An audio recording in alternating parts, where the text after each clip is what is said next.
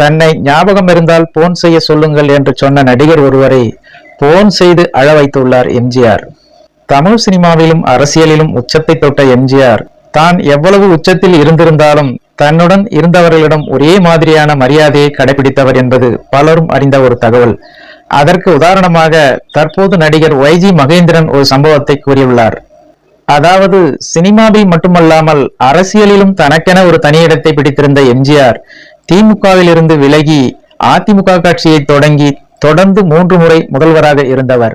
அதேபோல் கஷ்டம் என்று வருபவர்களுக்கு அள்ளி அள்ளி கொடுக்கும் வள்ளலாக இருந்த எம்ஜிஆர் சினிமா மற்றும் அரசியல் என இரு துறைகளிலும் வெற்றி கொடியை நாட்டியவர் என்றாலும் அனைவரிடமும் அன்பாகவும் பாசமாகவும் மரியாதையாகவும் நடந்து கொண்டுள்ளார்.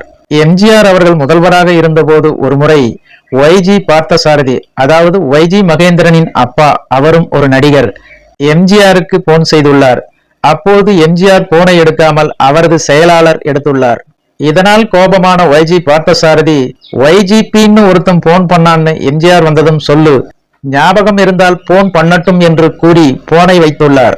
இது பற்றி YG மகேந்திரன் தன் அப்பாவிடம் கேட்டபோது எவ்வளவு நேரம்தான் பொறுமையாக இருக்கிறது என்று கேட்டுள்ளார். அதன் பிறகு இரவு 12 மணிக்கு YG பார்த்தசாரதிக்கு எம்ஜிஆர் போன் செய்துள்ளார். அப்போது அவரின் மகன் YG மகேந்திரன் போனை எடுக்க, போனை அப்பாவிடம் கொடு என்று எம்ஜிஆர் கூறியுள்ளார்.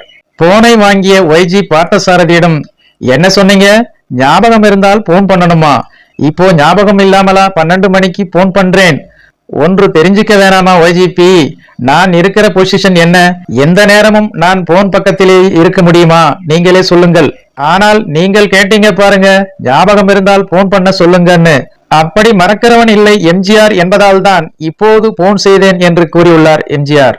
இதை கேட்ட நடிகர் YG பார்த்தசாரதி கண்ணீர் விட்டு அழுதுள்ளார்.